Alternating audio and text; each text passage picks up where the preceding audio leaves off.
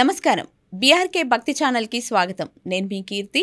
ఈరోజు మనతో పాటు ఉన్నారు ప్రముఖ ఆధ్యాత్మికవేత్త, జ్యోతిష పండితులు, జ్యోతిష శిక్షణ నిపుణులు బ్రహ్మశ్రీ నానాజీ పట్నాయక్ గురువు గారు మనతో పాటు ఉన్నారు. గురువు గారిని అడిగి మనకున్న సందేహాల్ని నివృత్తి చేసుకుందాం.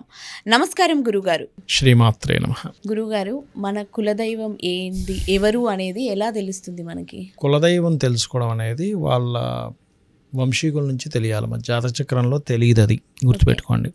కాకపోతే మీ ఇష్టదైవాన్ని మీరు పూజిస్తూ ఉండగా మీ కులదైవం ఆటోమేటిక్గా మీకు తెలిసే ఛాన్స్ ఉంటుంది. ఎలా అంటే మీ వంశీకుల నుంచి వచ్చేది కదా, వాళ్ళల్లో ఎవరో మీకు తారాసపడి మీ కులదేవత వీళ్ళు అని చెప్పడం జరుగుతుంది. అయితే కులదైవాన్ని ఖచ్చితంగా ఎవరికి వారు తెలుసుకొని చేస్తూ ఉండాలి. ఇంటి దైవం అంటారు, మా ఇంటి ఇలవేల్పు అంటూ ఉంటారు.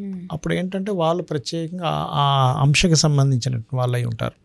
అయితే ఇలాంటి విషయాల్లో కొంతమందికి ఇబ్బందులు వస్తుంటాయని మనకి దేవీ దేవతలు ఎక్కువ ఉంటారు కాబట్టి మనకి ఆదిశంకరాచార్యులు వారు పంచాయతనము అని పెట్టడం జరిగింది.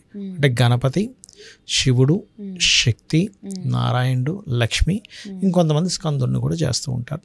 ఈ రకంగా పంచాయతనంలో ఎవరు ఇప్పుడు గానాపత్యులు అయితే మధ్యలో గణపతిని, శక్తి ఆరాధకులు అయితే మధ్యలో అమ్మవారిని, వైష్ణవులు అయితే మధ్యలో విష్ణువుని పెట్టి మధ్యలో అంతా, శివ ఆరాధకులు అయితే మధ్యలో శివుని పెట్టడం, ఇలా జరుగుతూ ఉంటుంది. దాన్ని పంచాయతనము అంటారు.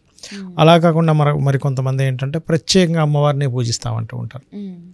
అది చేసుకోవచ్చు. అయితే ఎప్పుడు కూడా ఎవరైనా సరే వాళ్ళ ఉపాసనా దేవత వాళ్ళ జన్మజాతకంలో ఉంటుంది. అంటే అలాగా లగ్నం నుంచి పంచమాధిపతి ఎవరో తెలుసుకోవాలి, లేదా పంచమాన్ని ఇచ్చే గ్రహం ఏదో తెలుసుకోవాలి.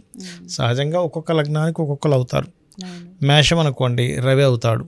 రవికి అధిష్టాన దేవత సూర్యభగవానుడు, విష్ణువుని కూడా పూజించుకోవచ్చు. అలా ఒక్కొక్క దానికి ఒక్కొక్కటి ఉంటుంది. అలా ఒక ఎత్తు.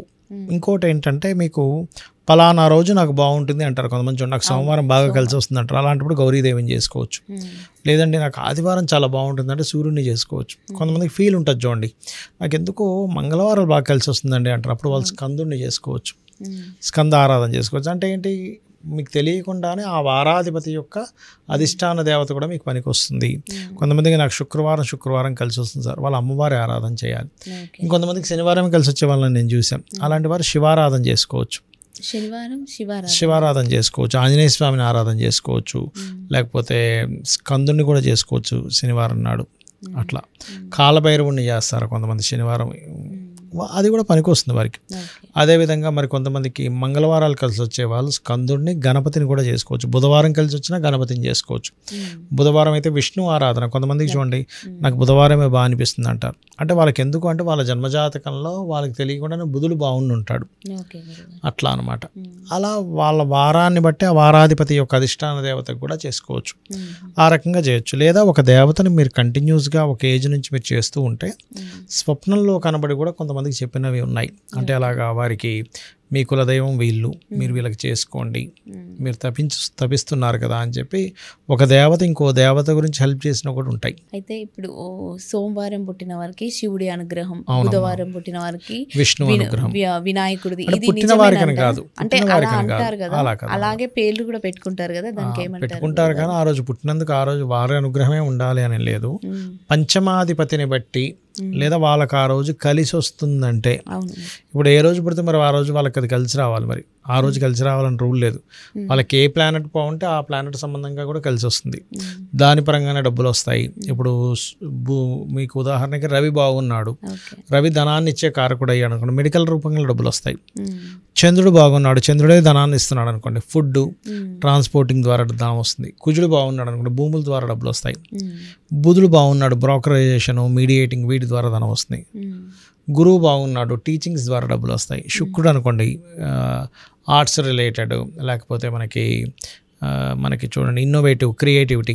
శని బాగున్నాడు, ఆయిల్ ఇవి ఉంటాయి చూసారా, ఆయిల్ బిజినెస్, లేకపోతే మనకి పెట్రోల్ బంక్స్, ఇవన్నీ సాటర్న్. ఐరన్ బిజినెస్ కూడా సాటర్న్. అట్లా ఎవరు బాగుంటే సాఫ్ట్వేర్, రాహు బాగున్నాడు సాఫ్ట్వేర్, కేతు కూడా సాఫ్ట్వేర్. అట్లా ఏ గ్రహం బాగుండి ధనయోగాన్ని ఇస్తే ఆ గ్రహ సంబంధమైన ధనం వస్తుంది వ్యక్తికి. అట్లా పుట్టిన దాన్ని బట్టి అని కాదు. అంటే పుట్టినప్పుడు ఉండే లగ్నము, పుట్టినప్పుడు ఉన్నటువంటి గ్రహస్థితి, ఆ లగ్నం నుంచి ఏ గ్రహం బలంగా ఉంది, అందులో ఏది ధనాన్ని ఇస్తుంది, ఏది రుణాన్ని ఇస్తుంది, ఏది మీకు నష్టాన్ని ఇస్తుంది, దాన్ని బట్టి చూసుకోవాలి. మీకు ఉదాహరణకి ఏ గురువు నష్టం ఇస్తున్నాడు అనుకోండి, గురువారం కూడా మీకు కలిసి రాదు. అట్లా అనమాట అది. ఓకే, చాలా చక్కటి విషయాన్ని వివరించారు. ధన్యవాదాలు గురుగారు. శ్రీమాత్రే నమః.